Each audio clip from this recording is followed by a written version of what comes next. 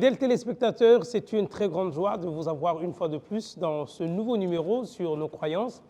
Comme je l'avais dit la dernière fois, nous avançons lentement et sûrement vers la fin de cette série de croyances que nous avions évoquées au nombre de 28. Nous en avions vu déjà 26. Aujourd'hui, nous allons parler de la 27e croyance fondamentale de l'Église adventiste du 7e jour. Et avant de vous dévoiler le sujet du jour, je vous invite à incliner vos têtes là où vous vous trouvez et nous allons prier. Éternel Dieu, créateur des cieux et la terre, que la gloire et l'honneur te reviennent pour tout ce que tu es, Père. Maintenant que nous voulons aborder ta parole, je te prie, ô Père, d'envoyer ton Esprit Saint afin que nous accorde la meilleure compréhension de ta parole. Au nom de Jésus, Amen. Voilà, merci beaucoup. Bienvenue encore une fois de plus. Nous avions parlé la dernière fois de la seconde venue de Jésus, où nous avions démontré que la seconde venue de Jésus n'est pas une chose cachée, n'est pas une chose qui se fera à l'insu de certaines personnes, mais c'est un événement audible et visible. Nous allons entendre le son de la trompette et nous allons voir le Christ paraître dans les nuées tel que les Saintes Écritures le déclarent. Apocalypse 1, 7 déclare que voilà, il vient à travers les nuées et tout œil le verra. Voyez-vous? Et l'apôtre Paul dit dans 1 Thessaloniciens, le chapitre 4, à partir du verset 13, que voilà, au son de la trompette, à la voix de l'archange, au son de la trompette de Dieu, les morts en Christ ressusciteront premièrement. Donc, les morts reviendront à la vie afin de rencontrer leur Seigneur. Les morts, bien évidemment, les justes qui sont morts en gardant leur foi en Jésus-Christ. Et ça, c'est quelque chose de très important qui confirme l'événement de la seconde venue de Jésus. Si quelqu'un vous dit aujourd'hui qu'il est déjà venu, je ne sais pas de quel Jésus il parle. Alors aujourd'hui, nous allons découvrir un nouveau sujet qui est la 27e croyance fondamentale, qui sont les 1000 ans et l'élimination du péché. Aujourd'hui, nous allons parler des 1000 ans. Je suis sûr que vous en avez déjà entendu parler. Je vais vous proposer plusieurs détails à la fois.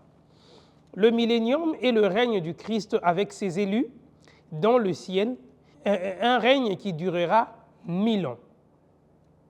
Il se situe entre la première et la deuxième résurrection. Rappelez-vous, dans Daniel, le chapitre 12, le deuxième verset, Daniel est en train de voir deux types de résurrection. La première résurrection concernant les justes et la seconde résurrection concernant les méchants. Mais nous avions étalé en disant que Apocalypse rajoute une résurrection de plus.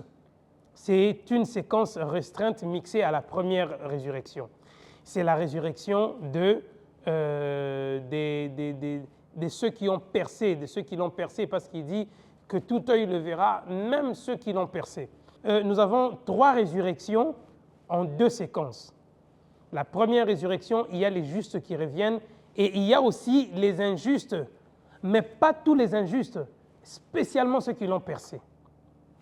Et maintenant, ici, les 1000 ans que nous passerons avec le Seigneur, c'est une période qui est contenue entre la première résurrection, c'est-à-dire les justes qui sont revenus à la vie, qui sont allés à la rencontre de l'époux à travers dans les nuées, et ils sont allés avec lui dans le ciel. Ils vont passer 1000 ans.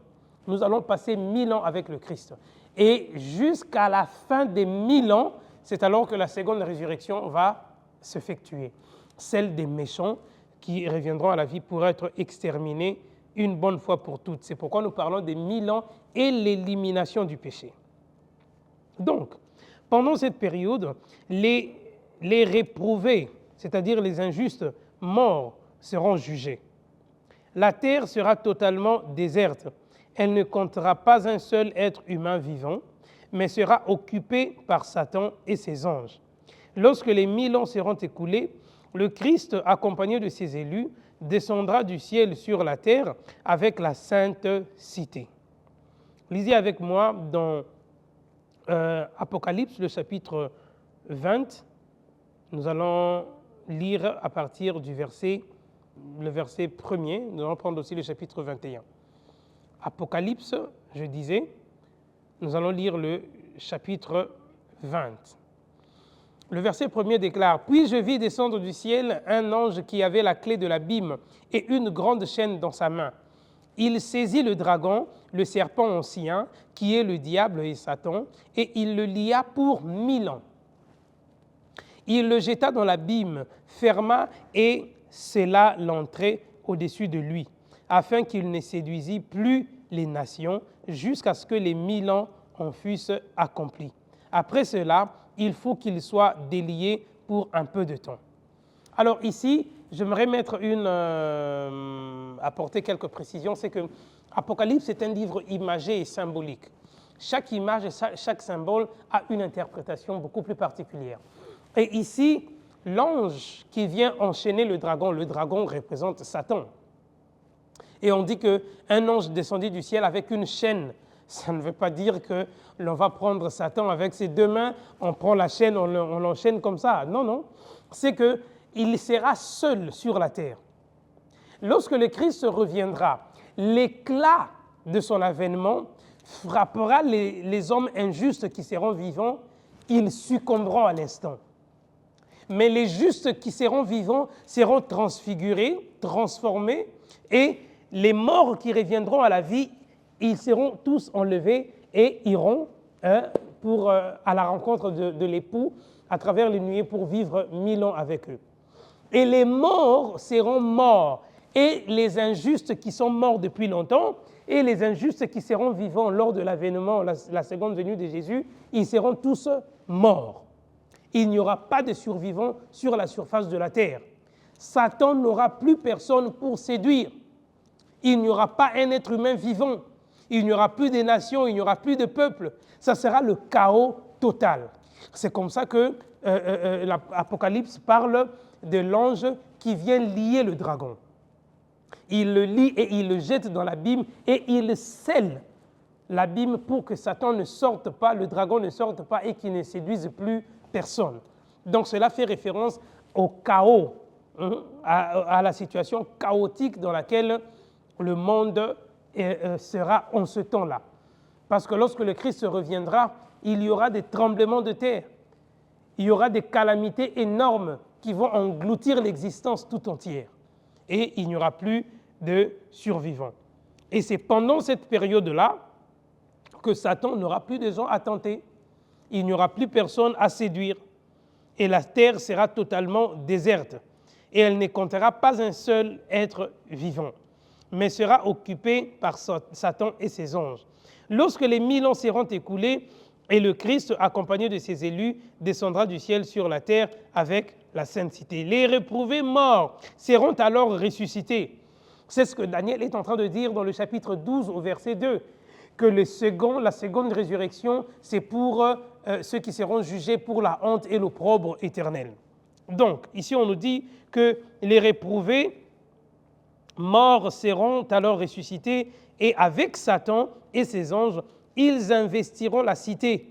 Mais un feu venant de Dieu les consumera et purifiera la terre. Ainsi, l'univers sera libéré à jamais du péché et des pécheurs. Prenez maintenant le chapitre 21, commencez à partir du premier verset. Jean est en train de dire « Puis je vis un nouveau ciel et une nouvelle terre, car le premier ciel et la première terre avaient disparu, et la mer n'était plus. Et je vis descendre du ciel d'auprès de Dieu la ville sainte, la nouvelle Jérusalem, préparée comme une épouse qui s'est parée pour son époux. Et j'entendis du trône une forte voix qui disait « Voici le tabernacle de Dieu avec les hommes. Il habitera avec eux et ils seront son peuple et Dieu lui-même sera avec eux. Il essuiera toute larme de leurs yeux et la mort ne sera plus. Et il n'y a plus ni deuil, ni cri, ni douleur, car les premières choses ont disparu. » Et c'est lui qui était assis sur le trône dit « Voici, je fais toutes choses nouvelles. » Et il dit « Écris, car ces paroles sont certaines. » Vous voyez? Et si vous rajoutez encore le livre de Jérémie, le chapitre 4, le verset 23 à 26, Jérémie aussi parle d'une situation chaotique dans ce sens et la purification de la terre dans ce sens-là. Jérémie chapitre 4, le prophète Jérémie. On va prendre le chapitre 4 et on va lire à partir du verset 23. La parole de Dieu déclare ce qui suit, c'est que « Je regardais la terre, et voici, elle était informe et vide. Les cieux et leur lumière a disparu. Je regarde les montagnes, et voici, elles sont ébranlées, et toutes les collines chancellent. Je regarde, et voici, il n'y a point d'homme, et tous les oiseaux des cieux ont pris la fuite. Je regarde, et voici, le Carmel était un désert, et toutes ces villes sont détruites devant l'Éternel, devant son ardente colère. » Donc, cela est un élément très important qui doit captiver notre attention, c'est que les 1000 ans arriveront. Les 1000 ans existeront. Ce ne sont pas des 1000 ans, c'est pas moi à philosopher, ce sont des 1000 ans comme nous le connaissons. 1 année, 2 ans, 3 ans, 4 ans, 1000 ans. Ça sera la première récompense avant l'avant-goût de l'éternité. Donc, préparez-vous, préparons-nous, et faisons un effort pour que nos noms soient trouvés dans le livre de vie afin d'être enlevés et vivre 1000 ans avec le Christ.